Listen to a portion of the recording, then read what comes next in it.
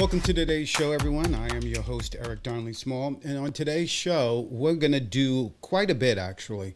I held off on doing any videos earlier in the week because I knew that there was a debate coming and I don't know about more importantly, but just as importantly, the Supreme Court of the United States was going to start delivering some of its biggest rulings, some of its biggest decisions that we knew were going to be huge ones.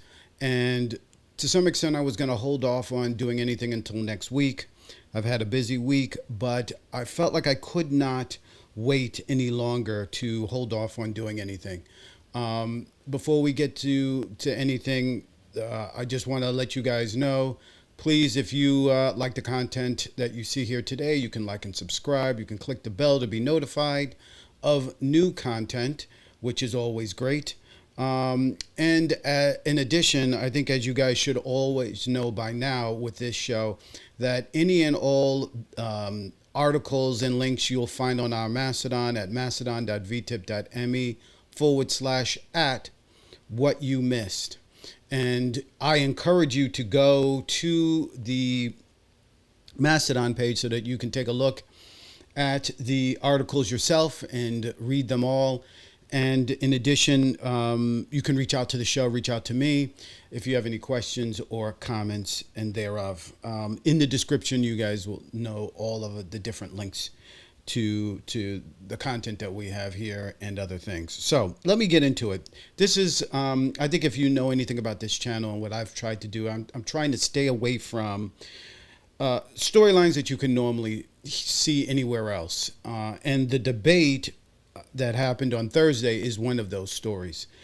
This is being recorded on Saturday. This is a special episode, I guess you could call it, because I don't normally do an episode on the weekends. It's usually Monday through Fridays. But because, again, of the late rulings and because of Thursday's debate, I wanted some time to sort of relax and see what people were saying and sort of get my own thoughts together. I had many along the way. But I felt compelled to do something about this because of the urgency and the importance and some of the stuff that I'm hearing online and seeing online. And I feel like I need to kind of set something straight from my perspective and hopefully get a dialogue going. So this is on today's show. This is about the Trump-Biden debate. I'm going to give you my perspective on what I think should happen. And I think what I think should be happening going forward, how I think the dialogue should go and what people should be talking about and remembering. And that's going to be today's show, but I want to do additional episodes. You can actually see a number of videos that I'm going to do, and hopefully I'm trying to keep them down to being shorter. I'm hoping this will be less than 20 minutes today's video. But coming up, I want to talk about the significance of the Chevron deference being dismantled by SCOTUS. Expect more activist judges in the vein of Matthew Kacsmaryk and Eileen Cannon. I hope you guys know who those two judges are. And I'll go into that in the next video, why I think that when we talk about the end of Chevron, we're talking about the beginning of more of this stuff. What Kacsmaryk has done and is going to continue doing, as well as what Eileen Cannon is doing right now to help out Trump. In the documents case, expect more of that, and I'm going to get into that. Interesting article out of California. Two articles I read just recently regarding California's commitment to reparations and to giving back or righting the sins of the past, which is something that I think a lot of people, particularly on the right, are against, and I expect a lawsuit to come after this, to come after California for this. There are two articles that I'm gonna reference. One regarding the budget, which has some amount of money for reparations. What that looks like and what that is, I'm gonna take a look at and read off on that documentation, as well as a new report from CBS that just came out over the weekend about returning land to indigenous people.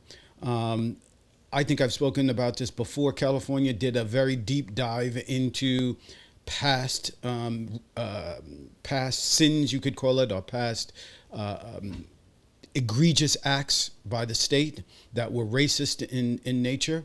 We know about Bruce's Beach, which after George Floyd's death, people started going back and looking at injustice, and this plot of land, prime plot of land in Manhattan Beach, had been taken away from this family through eminent domain.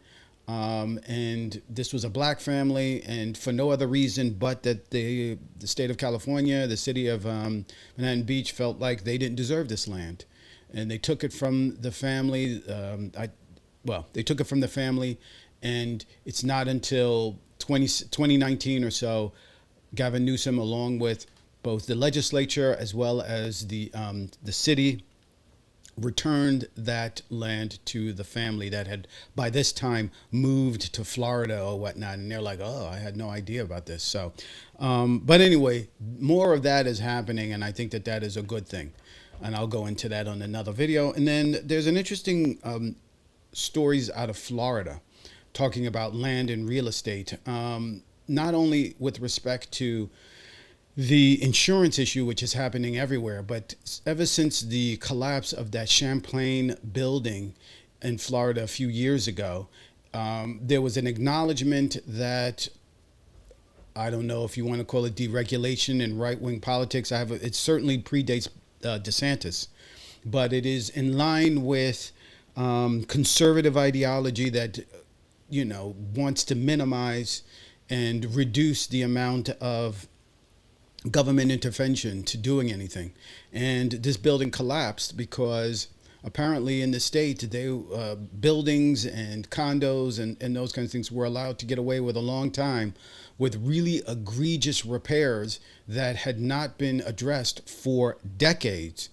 And because of that, the Champlain building collapsed overnight, and people were rushed out and forced to leave because an assessment of some of these buildings started coming up with more and more buildings that were in dire straits.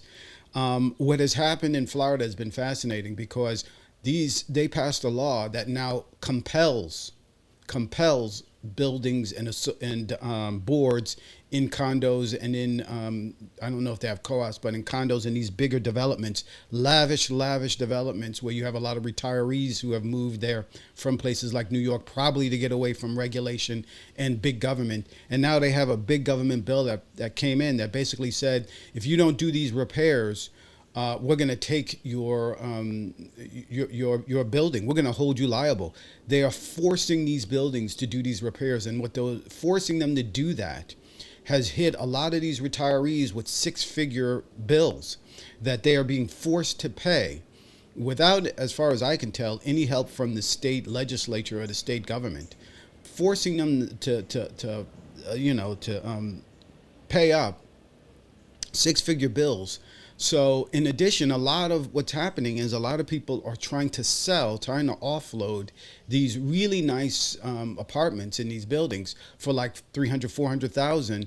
But with the acknowledgement, whoever buys it has to pay on top of that another six-figure assessment bill, in addition to higher maintenance and everything else. So it's a fascinating story out of Florida. I'm going to talk about that in an upcoming video. But let me get to today's video and jump into this, because I think that there is a lot of danger. We're heading into a sort of a danger zone right now. And a lot of the conversation right now is, should Biden step down? The debate was a disaster. But no, my answer is no. Biden should not step down. The debate was a disaster for Biden. There's no question about that. But the idea that you can parachute somebody in who can save the day, I think, is nonsense. This is not the West Wing. Voters had their chance with much younger candidates like Marianne Williamson and Dean Phillips, and neither even registered in the poll.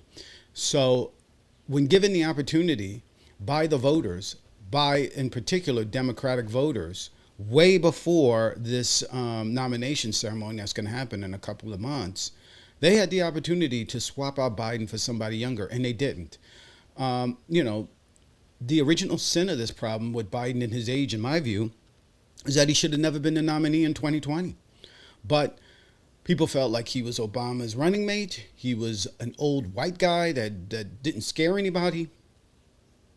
And they really didn't have a way. Hillary Clinton was a woman. Barack Obama was a black man. They didn't have anything ready-made to go after Biden about. And I don't recall a whole lot about his age at that time in 2020. But here we are now in 2024, and Biden, who has not gotten younger, only gotten older, is once again in the mix to run again. And all of a sudden now people are waking up to the fact that this was an old guy. This guy was an old guy a long time ago. And if they had a problem with his age, they should have never nominated him back in 2020. But here we are, we've got him now. And, I want to go over, there is finally some post-debate polling. And the poor debate performance by Biden is the worst case scenario. I think anybody who was thinking that this whole, the whole race is going to fall under Biden and whether he's able to galvanize people back. And all this concern, I know I've had it. Every time I see the man speak, every time I see the man walk, every time he shows up, I'm always scared to death about what's going to happen. And holding on for this airplane. Every time I see Joe Biden walking, talking, speaking, anything, I am always concerned about what I'm seeing. And I'm always concerned about Joe Biden saying something, doing something, making mistakes. And this debate was going to be the biggest opportunity for him to change the needle and to show that he is vigor and vim and that he is a more than capable and more than and able to remain president for another 4 years. And he did the opposite at the worst case scenario. So people are freaking out. This is the worst case scenario. Now we've got it. So now we have to deal with the worst case scenario. And I think there's an old saying that, it can't go worse than this other than him getting worse. But the Data for Progress has a new post-debate polling out, and you can find the original document in our Mastodon, which again is mastodon.vtip.me/@ what you missed. And I want to take a look at that polling and what it has to say, because this is right after the debate, and they did a survey of, I think, you can see at the bottom, it says 1,011 likely voters. That's the survey group. And actually, I should bring it up. There we go. The survey group is 1,011 voters. And it was done June 28th, which was yesterday from this recording. So it's pretty brand spanking new. So how many people watched the debate? It says 4 in 5 voters have watched or read about the first presidential debate. As you may know, the first 2024 presidential debate occurred on Thursday, June 27th, between President Biden and former President Donald Trump. Did you watch the footage or read about the debate online? Of all likely voters, 47% watched the debate live, 23% saw clips, 10% read about it, and 21% did not watch the footage from the debate or read about it.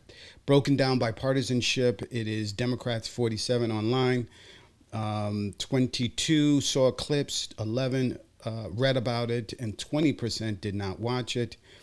More independents watched it, did not watch it. 27% of independents did not watch. 18% of Republicans did not watch. 52% of Republicans did watch. 23% saw the clips. 8% read about it read about the debate.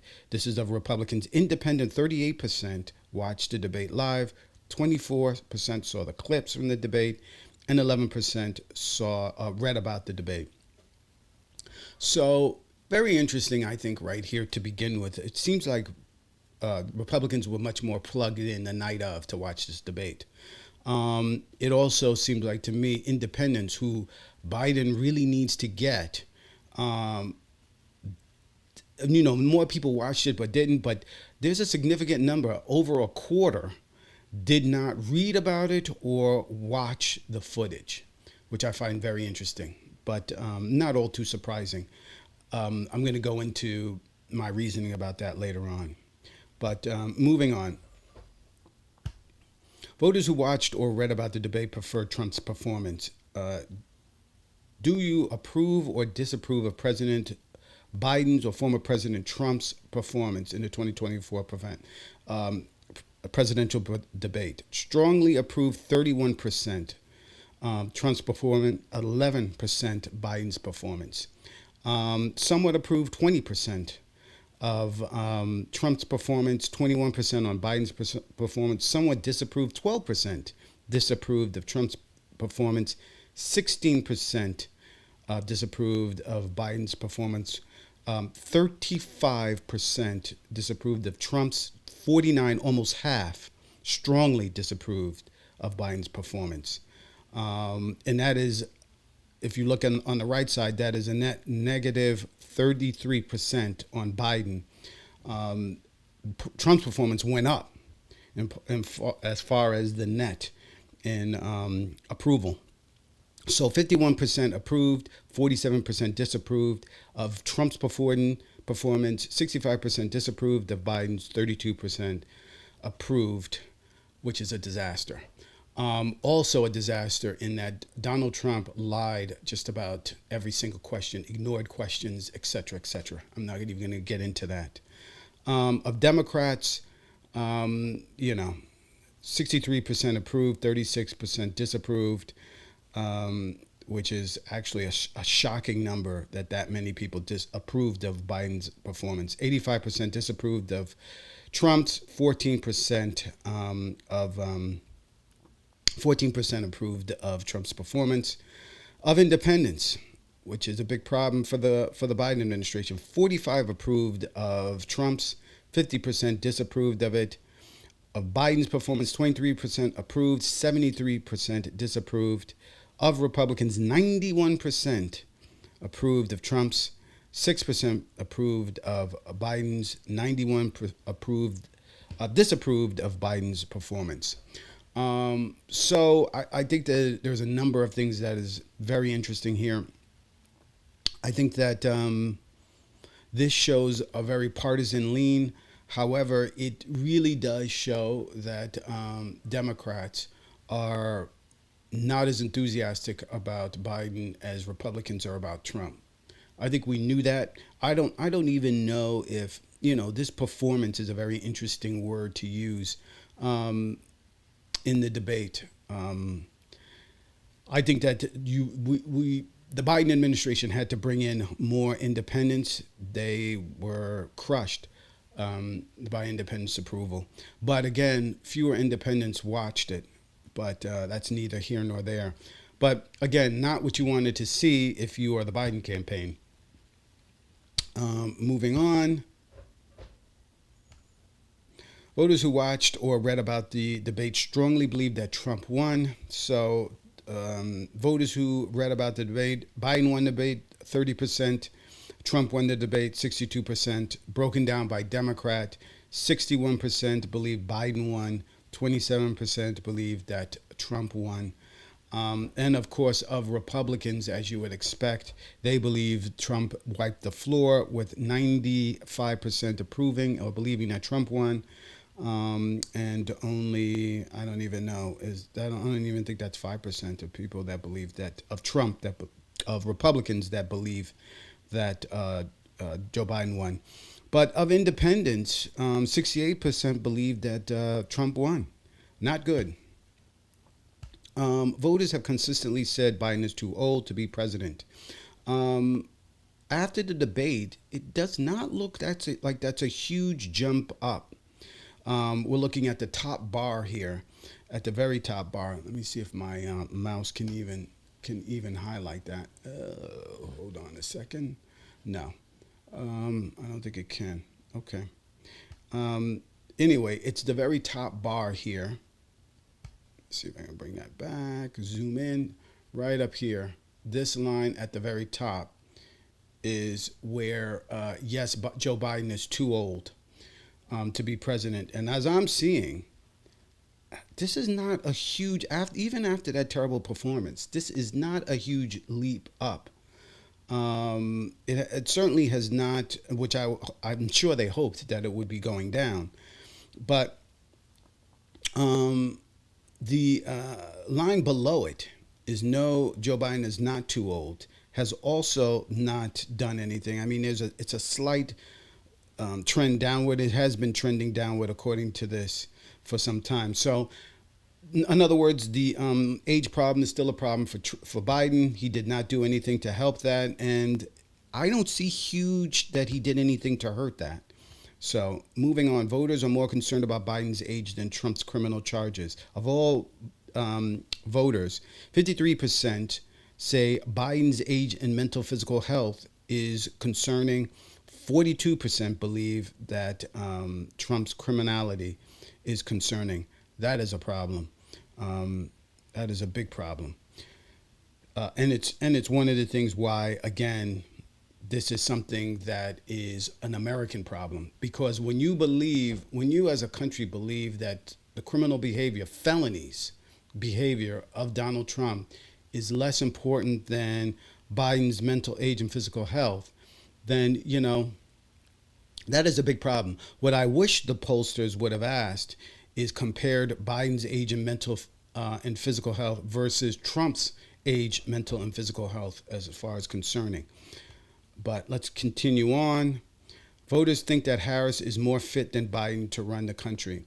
If the November 2024 election for U.S. president was being held tomorrow, and these were the candidates, who would you vote for? Biden versus Trump. This applies more to Joe Biden on the left side. This applies to more to Donald Trump on the right side. This is if the November 2024 election for president was being held tomorrow, and these were the candidates, who would you vote for? For honesty, Biden is 45 over Trump 35. Has a better plan to solve our country. 46% believe that Donald Trump has a better plan. Fit to run the country. 49%. The felon, the criminal felon, sexual assault, colluding with our enemies. 49% believe that Donald Trump is strong. 53% believe that Donald Trump, who many have said that he is got mental issues. Between Harris and Trump, honest, 45% believe that Harris is more honest than Trump. 47% believe that Trump has a better plans to solve the country's problems. 46% believe that Trump is fit to run the country, more fit than Harris. 50% believe that Trump is strong. 39% believe that of Harris. Voters are unfavorable of Biden, Trump, and Harris. Very favorable, 22% are very favorable of Joe Biden, 30% very favorable of Donald Trump, 23% very favorable of Harris. Kennedy Jr. 11%, and it goes on from there. So Donald Trump beats them all in terms of favorability.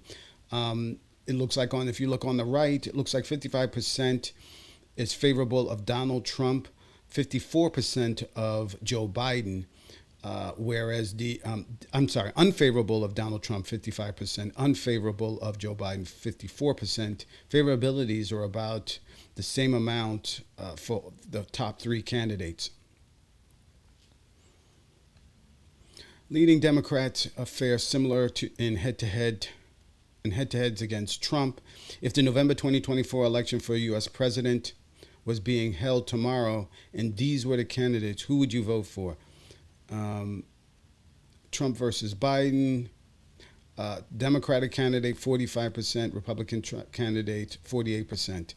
That's not good. Trump versus Harris. Trump still wins 48-45. Buttigieg versus Trump 47 to 44. And it goes on from there. Donald Trump still pulls away, still is dominant amongst these folks. But what's significant about this, by the way, and what people need to take away from this, which is important, is that you parachute anybody else but Joe Biden in here. I don't care how young they are. They can be 30, 40, or 50. And Trump still beats them. So, again, this is not about the candidate, Joe Biden, that people are repulsed by and his age. There is something going on still with the Democratic Party and any candidate.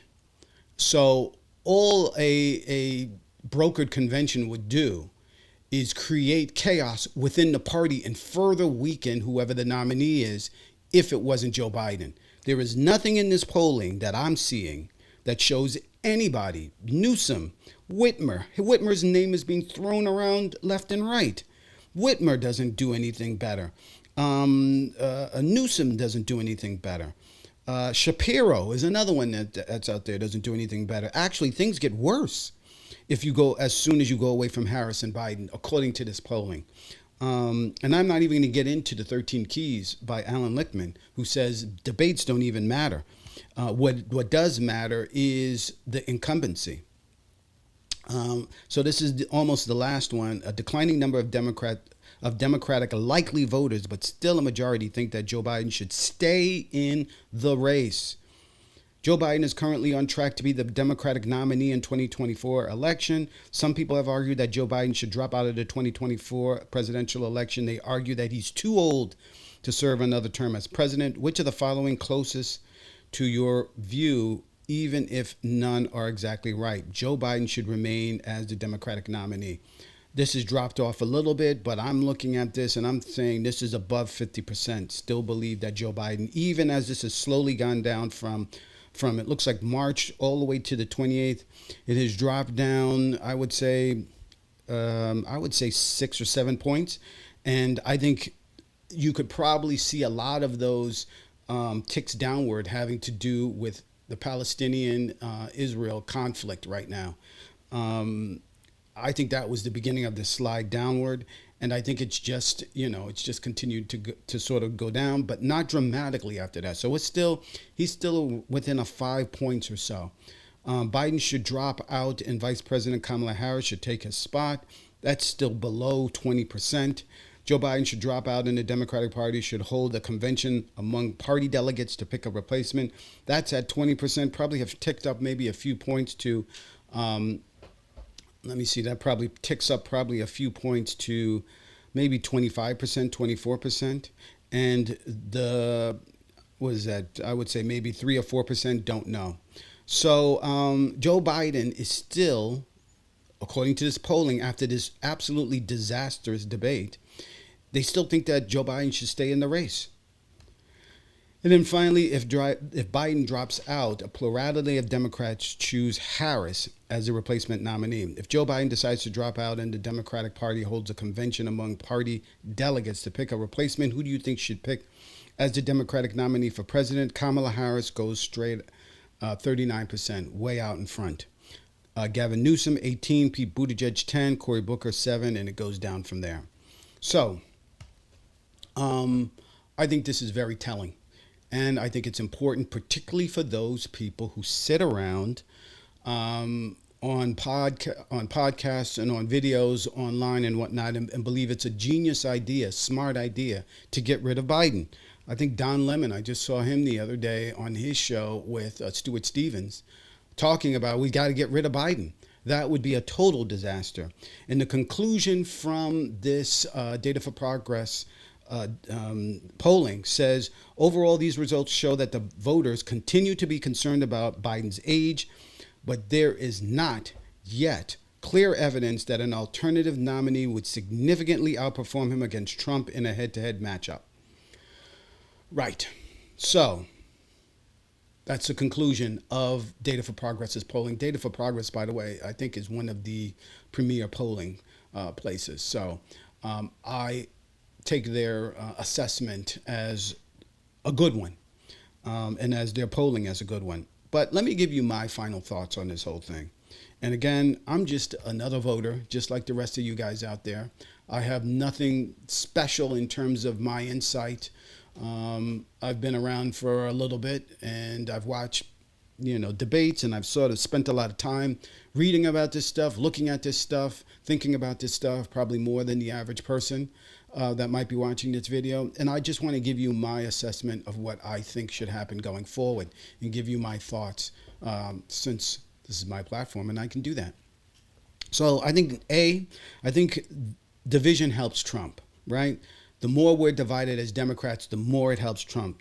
Adding a new candidate only invites deeper division. If they pass on Kamala, which is a real possibility, a new candidate will have to be anointed by higher-ups in the Democratic Party. Doing that will divide the Democrats for generations. Think of the bitterness between Clinton, Sanders in 2016. I think people do not And if you're not somebody who's into politics or knows a lot about politics, you're probably not even aware of how much that the Clinton Bernie Sanders kerfuffle in 2016 really created a level of bitterness that I think a lot of people saw as the opening that Trump needed to win. But a lot of people still, till this day, do not forgive Hillary Clinton for what she did to try and stop Bernie Sanders. And all a brokered convention, which is what a brokered convention would be, releasing delegates to go and vote for whomever they think would be the best choice, would be a disaster. Remember that happened with Carter versus Reagan, ended Jimmy Carter's chances of being president, landslide after that. B, expect Trump to not debate again.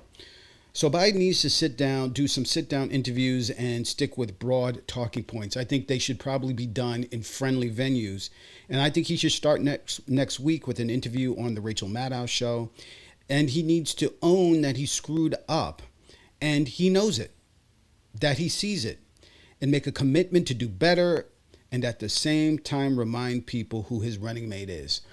I think this is going to be key. I've heard this somewhere else. I know Michael Steele has talked about this to some extent, but I really believe in this very strongly.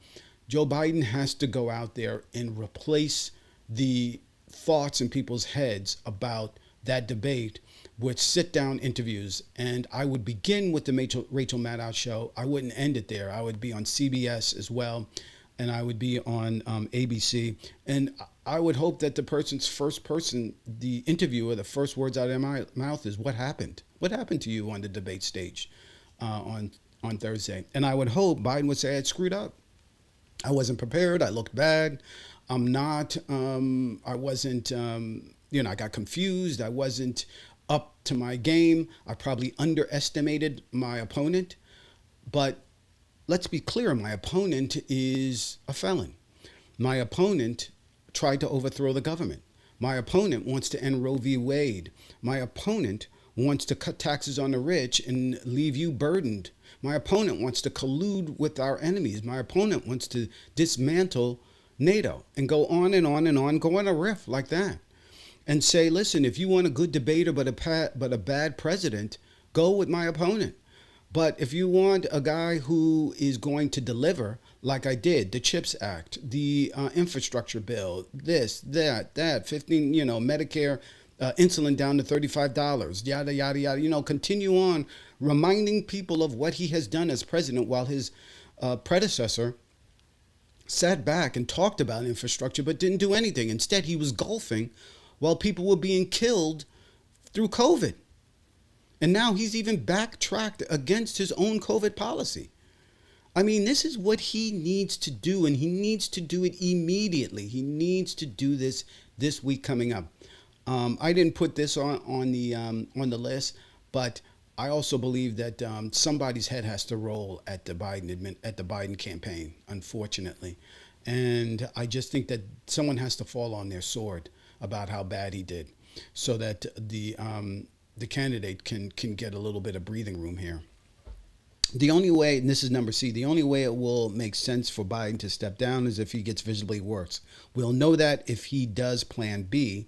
While it would not be the ideal situation, it would be understandable. So one way to know if in fact Joe Biden is no longer really capable of running and being president for another 4 years is if he does these sit-down interviews like I suggest he should do, or if he doesn't do it, I think it's going to throw in a big question mark in the minds of a lot of people as to why he's not out there doing more. I know he did a rally right after the debate, but I don't think that's enough. I don't think rallies are going to do it. Rallies are you talking to other people. We need to see him conversational. We need to see him with people, ask him questions. Remember, Donald Trump, every time he got into trouble in the media, or in the papers, he went on a friendly interview. He went on podcasts, he went on radio shows, he went on Hannity, and he spoke to people. That's what Biden needs to do. And I hope his campaign is telling him that. D, I think that there is still time to course correct. I think most people are not paying attention to voting and will remember their summer vacation more than they will this debate when it comes to November. I think that that's key. I think it's really important. People have been talking about this was a huge mistake to do this in June. Whoever did this made a huge mistake, blah, blah, blah, blah, blah. I don't believe that. I actually think that it was very smart for them to have done this in June, particularly if they thought that their candidate might be a problem. Because doing this in June, I'm sorry, let me bring myself back here. Doing this in June really brought us to understand that there is opportunity here for him to come back and for him to course correct.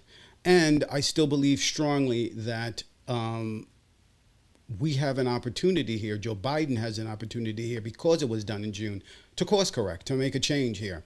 And that's what he has to do. He has to spend this time, as I said with B, he has to spend this time digging himself out of a giant hole. So, and then the age situation is an issue, but building an anti-coalition, Trump coalition, was always the goal, right? And that's one of the things that I think people are forgetting with a lot of this conversation today. We were always looking to build an anti-Trump coalition. We are not looking to build a pro-Biden coalition. Donald Trump has a lot of problems.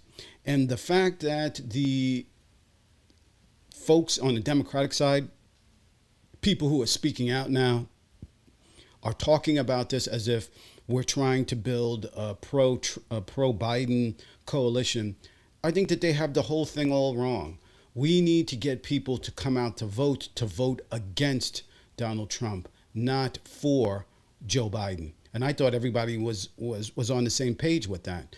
But apparently some people aren't. They still think that we've got to, build people to want to be with Joe Biden and not against Donald Trump. It's the other thing. We have to get people out to vote because they're scared to death about women losing their rights, people of color losing their rights, etc., etc.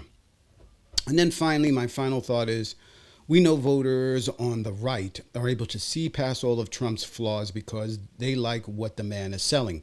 Biden needs to stop selling himself in normalcy, but begin talking about what he and his team plan to do for the future of America. I would also add a caveat to that also that, like I just said a moment ago, we also need to remind people of Donald Trump and how much of a disaster his presidency was. Al Sharpton said on the other day something that I never thought about, but Joe Biden is the only guy who twice, as vice president and then as president, was handed a disaster from the Republican president that preceded him. Obama was handed an economic disaster by his predecessor, George Bush, and Donald Trump handed President Biden a total disaster with COVID by his predecessor, Trump. Joe Biden has been able to, in both cases, when he was vice president and when he was president, he was able to turn the whole thing around. The American people are better off because of Vice President Joe Biden and President Joe Biden, who were both handed economic disasters. Joe Biden needs to remind people of that. Joe Biden should have spent the debate talking about that. Joe Biden should have spent opportunities to remind people what life was like when over 1 million people died of COVID and the president was golfing. Why he didn't do that is truly an issue that I don't know what he spent a week preparing for this debate. What were they talking about? So those are my thoughts on the debate. This video ran a little bit longer than I thought it would, but I think it's important just to give a perspective. There's a lot of perspective out there. Hopefully you guys have found this interesting and fascinating. You can reach out again to the show at our Mastodon at mastodon.vtip.me/@ what you missed. Reach out to me there. You can also put comments in the video below, and I'm very curious to see what you guys think. Hopefully a lot of folks who are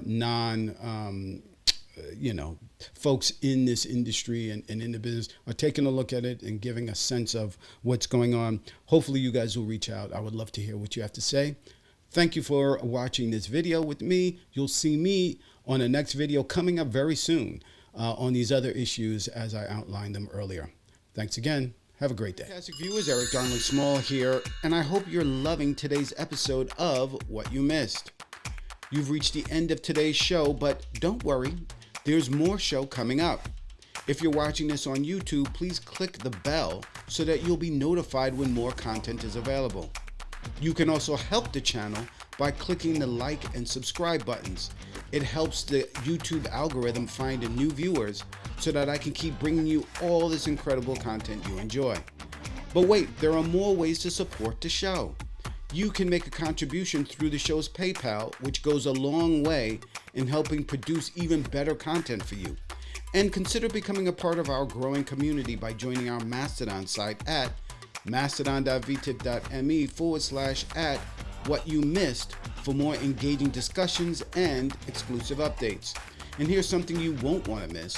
Mark your calendars for our live show streaming on YouTube and stream.vtip.me Monday mornings, 10:30 a.m. Eastern Standard Time.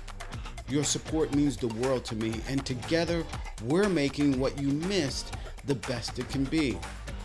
Thanks for being a part of my journey.